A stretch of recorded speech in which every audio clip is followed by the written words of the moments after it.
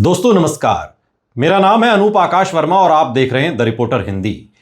उत्तर प्रदेश विधानसभा चुनाव 2027 को लेकर राजनीतिक तापमान लगातार बढ़ रहा है। एक तरफ बीजेपी लगातार तीसरी बार सत्ता में वापसी की रणनीति तैयार कर रही है, तो दूसरी तरफ विपक्षी खेमे में समाजवादी पार्टी और कांग्रेस के बीच रिश्तों को लेकर सवाल उठने लगे हैं। हाल ही में कांग्रेस सांसद इमरान मसूद और समाजवादी पार्टी अध्यक्ष अखिलेश यादव के बयानों ने इन चर्चाओं को और हवा दे दी है। पहली नजर में यह बयानबाजी सामान्य राजनीतिक प्रतिक्रिया लग सकती है, लेकिन अगर इसे गहराई से देखा जाए तो इसके पीछे 2027 के चुनावी समीकरणों का बड़ा संकेत छिपा हुआ दिखाई देता है। दरअसल अखिलेश यादव ने एक इंटरव्यू में कहा था कि कांग्रेस भी 403 सीटों पर तैयारी कर रही है और समाजवादी पार्टी भी अपनी तैयारी में लगी हुई है। उन्होंने ये भी कहा कि दोनों दल मिलकर चुनाव लड़ेंगे, लेकिन जितनी तैयारी कांग्रेस को करनी चाहिए उतनी दिखाई नहीं दे रही है। इस बयान को कांग्रेस के कुछ नेताओं ने अपने संगठन पर सवाल के रूप में लिया। इसके बाद सहारनपुर से कांग्रेस के सांसद इमरान मसूद ने तीखी प्रतिक्रिया देते हुए कहा कि अगर अखिलेश यादव को लगता है कांग्रेस कमजोर है तो वो अकेले चुनाव लड़कर देखें।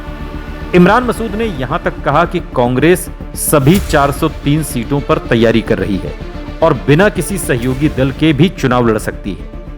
राजनीतिक रूप से यह बयान केवल नाराजगी नहीं, बल्कि कांग्रेस के भीतर बढ़ते आत्मविश्वास का संकेत भी माना जा रहा है। 2024 लोकसभा चुनाव के बाद उत्तर प्रदेश की राजनीति में सबसे बड़ा बदलाव यह हुआ कि समाजवादी पार्टी और कांग्रेस गठबंधन को अपेक्षा से कहीं बेहतर सफलता मिली। बीजेपी को उत्तर प्रदेश में बड़ा नुकसान हुआ और विपक्ष ने कई महत्वपूर्ण सीटें जीत ली। इस सफलता ने कांग्रेस को यह विश्वास दिया कि वो अब केवल समाजवादी पार्टी की जूनियर पार्टनर बनकर नहीं रहना चाहती। कांग्रेस संगठन स्तर पर उत्तर प्रदेश में अपनी खोई हुई जमीन वापस पाने की कोशिश कर रही है। यही कारण है कि पार्टी लगातार बूथ स्तर तक संगठन विस्तार, जिला अध्यक्षों की नियुक्ति और 403 सीटों पर तैयारी की बात कर रही है। लेकिन यहां सबसे बड़ा सवाल यह है कि यदि 2022 की तरह 2027 में भी समाजवादी पार्टी और कांग्रेस के बीच सीटों को लेकर सहमति नहीं बनती और दोनों दल अलग अलग चुनाव लड़ते हैं तो इसका असर क्या होगा? इसका जवाब उत्तर प्रदेश के पिछले चुनावी आंकड़ों और सामाजिक समीकरणों में छिपा हुआ है। 2022 विधानसभा चुनाव में समाजवादी पार्टी को लगभग 32% वोट मिले थे, जबकि कांग्रेस का वोट शेयर करीब 2.3% रहा था।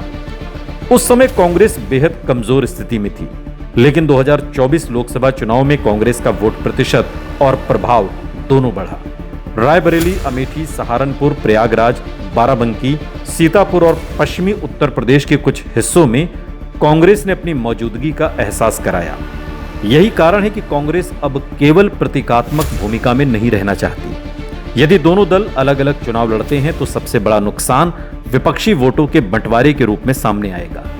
उत्तर प्रदेश में चुनाव जीतने के लिए हमेशा 50% वोट की जरूरत नहीं होती। कई सीटों पर 35 से 40% वोट भी जीत दिला देते हैं और ऐसे में यदि समाजवादी पार्टी और कांग्रेस अलग अलग उम्मीदवार उतारती है तो मुस्लिम, दलित, पिछड़ा और बीजेपी विरोधी वोट कई हिस्सों में बंट सकते हैं। इसका सीधा लाभ बीजेपी को मिल सकता है। ग्राउंड जीरो की बात करें तो पश्चिमी उत्तर प्रदेश इसका सबसे बड़ा उदाहरण होगा। सहारनपुर, मुजफ्फरनगर, बिजनौर, अमरोहा, मुरादाबाद, रामपुर और मेरठ मंडल की कई सीटों पर मुस्लिम वोट निर्णायक भूमिका निभाता है। यदि कांग्रेस और समाजवादी पार्टी दोनों उम्मीदवार उतारती हैं तो बीजेपी को त्रिकोणीय मुकाबले का फायदा मिल सकता है। 2022 में भी कई सीटों पर विपक्षी वोटों के विभाजन ने बीजेपी को बढ़त दिलाई थी। रोहिलखंड क्षेत्र में भी यही स्थिति बन सकती है। बरेली, बदायूं, पीलीभीत, शाहजहांपुर और रामपुर जैसे इलाकों में समाजवादी पार्टी मजबूत है, लेकिन कांग्रेस का भी पारंपरिक आधार मौजूद है। दोनों दल अलग अलग लड़ते हैं तो बीजेपी को अप्रत्याशित लाभ मिल सकता है। पूर्वांचल में स्थिति थोड़ी अलग है।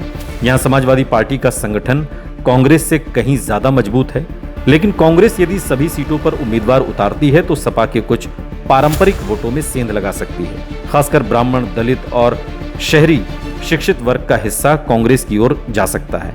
इससे बीजेपी को लाभ मिलने की संभावना बढ़ जाती है। अवध क्षेत्र में भी यही स्थिति बन सकती है। लखनऊ, उन्नाव, बाराबंकी, रायबरेली, अमेठी और सुल्तानपुर जैसे इलाकों में कांग्रेस की ऐतिहासिक मौजूदगी रही है।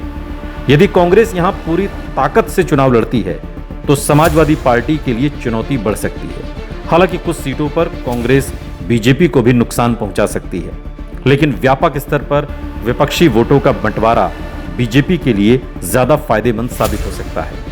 राजनीति के जानकार मानते हैं कि यदि समाजवादी पार्टी और कांग्रेस का गठबंधन बना रहता है तो बीजेपी के सामने सीधी चुनौती खड़ी हो सकती है। लेकिन यदि गठबंधन टूटता है तो बीजेपी को 2017 जैसी स्थिति का लाभ मिल सकता है, जब विपक्ष बिखरा हुआ था और बीजेपी ने भारी बहुमत हासिल किया था। उत्तर प्रदेश की राजनीति में पिछले 3 दशकों का इतिहास बताता है कि बीजेपी को सबसे ज्यादा फायदा तब मिलता है जब विपक्ष कई हिस्सों में बंट जाता है। हालांकि यह भी ध्यान रखना होगा कि 2027 का चुनाव केवल गठबंधन के गणित से तय नहीं होगा।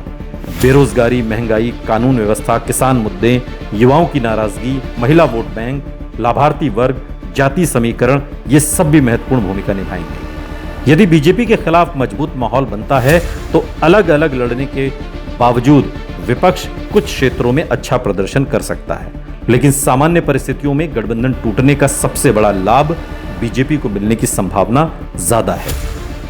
इस समय की ग्राउंड रिपोर्ट ये संकेत देती है कि समाजवादी पार्टी और कांग्रेस दोनों सार्वजनिक रूप से गठबंधन बनाए रखने की बात कर रही हैं, लेकिन सीट बंटवारे और राजनीतिक महत्वाकांक्षाओं को लेकर अंदर खाने खींचतान जारी है। कांग्रेस अपनी ताकत बढ़ाना चाहती है, जबकि समाजवादी पार्टी खुद को उत्तर प्रदेश में विपक्ष का स्वाभाविक नेता मानती है। यही टकराव आने वाले महीनों में सबसे बड़ा राजनीतिक मुद्दा बन सकता है। निष्कर्ष के रूप में कहा जाए तो इमरान मसूद का बयान केवल व्यक्तिगत प्रतिक्रिया नहीं, बल्कि कांग्रेस के भीतर बढ़ती राजनीतिक महत्वाकांक्षा का संकेत है। यदि ये महत्वाकांक्षा सीट बंटवारे के समय टकराव में बदलती है और दोनों दल अलग अलग चुनाव लड़ते हैं तो सबसे बड़ा फायदा बीजेपी को मिल सकता है। वहीं यदि दोनों दल 2024 की तरह तालमेल बनाए रखते हैं तो 2027 का चुनाव बीजेपी और विपक्ष के बीच बेहद कड़ा मुकाबला बन सकता है। इसलिए आने वाले महीनों में सपा कांग्रेस संबंध उत्तर प्रदेश विधानसभा चुनाव 2027 का सबसे महत्वपूर्ण राजनीतिक फैक्टर साबित हो सकते हैं।